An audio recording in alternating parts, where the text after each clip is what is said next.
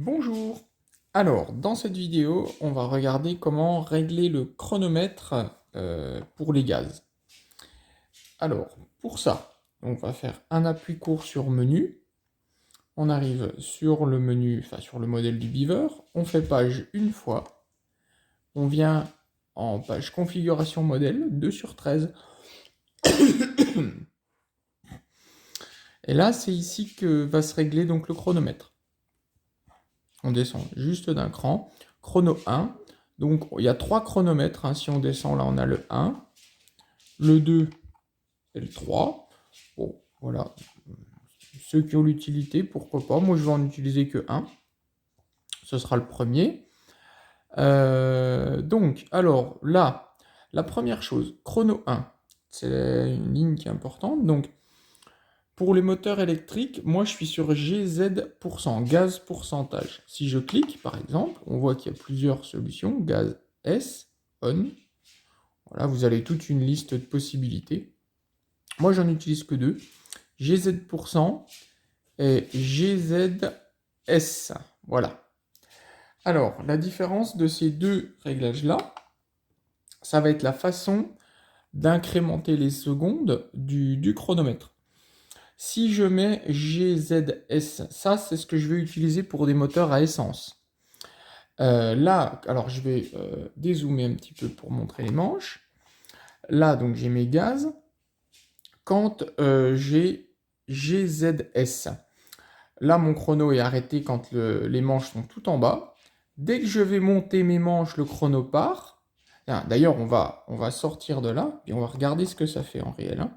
Donc là, le chrono est à 4,21, je suis tout en bas.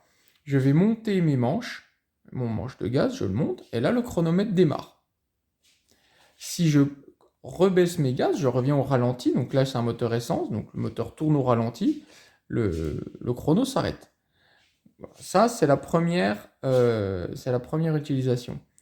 Donc, et peu importe la position de vos gaz, tant qu'elles sont au-dessus de 0, il incrémente 1 seconde toutes les secondes.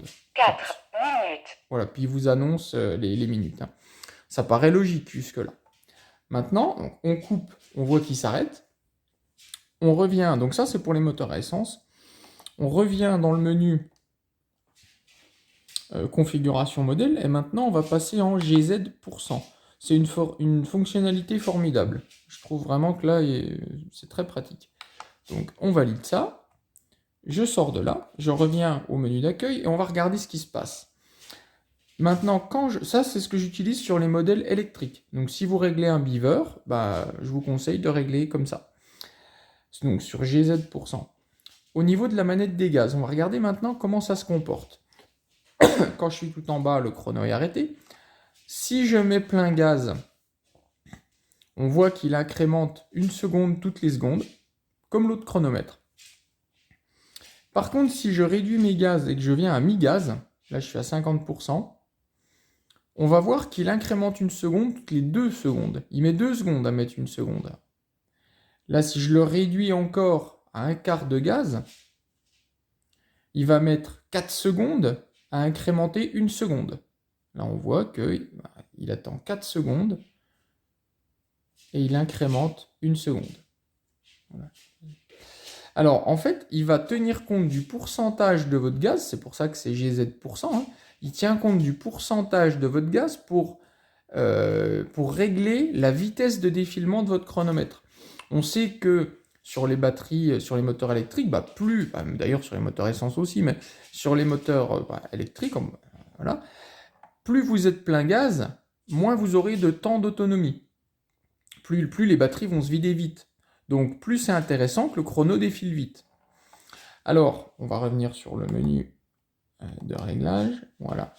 Alors, il faut faire attention avec cette fonctionnalité. Si vous, là, par exemple, j'ai donc 4 minutes 30. C'est un bon réglage en GZ% pour le beaver.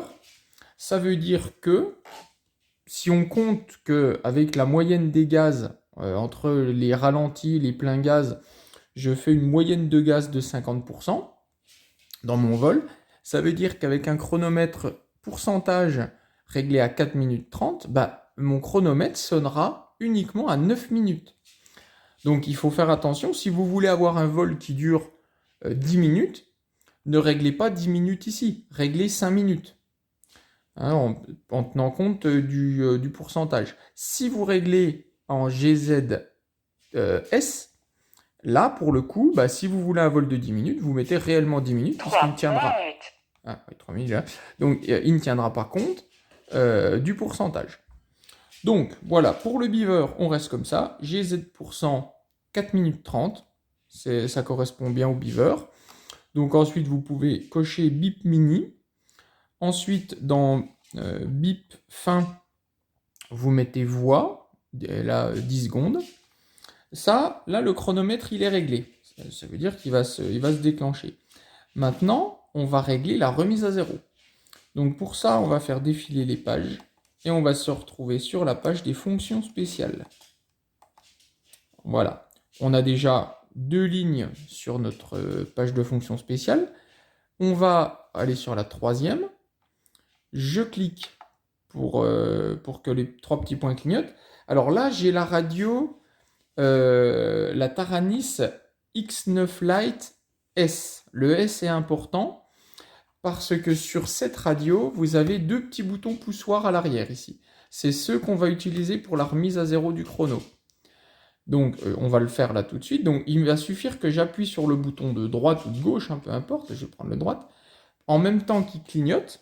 Là, on voit qu'il clignote. Donc là, j'appuie sur le bouton derrière et il le détecte. SG, flèche vers le bas. Et je valide. Voilà, donc je me déplace, je regarde, je rappuie un petit coup sur le bouton, voir s'il passe bien en gras. On vérifie toujours, hein, c'est toujours important de vérifier ce qu'on a fait. On voit que ça fonctionne. J'en profite ici pour dire ceux qui ont une version qui n'a pas les petits boutons poussoirs à l'arrière. C'est-à-dire, entre autres, la Taranis X9 Lite normale, avec 100 S. Pour cela, on peut régler un autre interrupteur. Par exemple, moi, ce que je fais, c'est quand j'ai pas les boutons, je crois que j'ai dû régler le son sur ce truc-là, on va le couper. Eh bien, il suffit de régler le chronomètre, par exemple, sur la position du bas de cet inter. Et quand vous voulez remettre à zéro, vous amenez un coup l'inter comme ça, et tout de suite après, vous le remontez.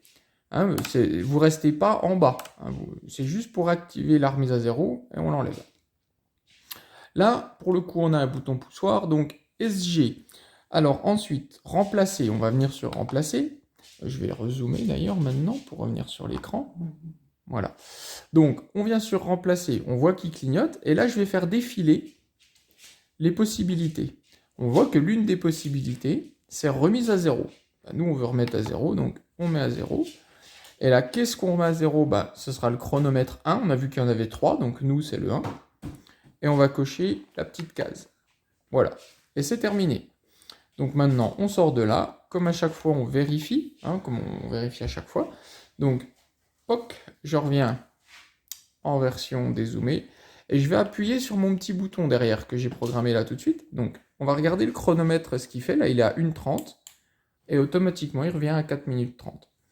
Maintenant, je refais le test. Donc, je coupe les gaz, je les augmente. Voilà. Il incrémente bien 1 seconde toutes les secondes quand je suis à fond. Quand je coupe, il devrait se couper. Voilà. Et maintenant, je le remets à 0. Voilà. Donc, si ce petit tuto vous a été utile, n'oubliez pas le petit pouce bleu, ça fait toujours plaisir. Et puis, à vous abonner si ce n'est pas encore fait. Voilà, bonne journée!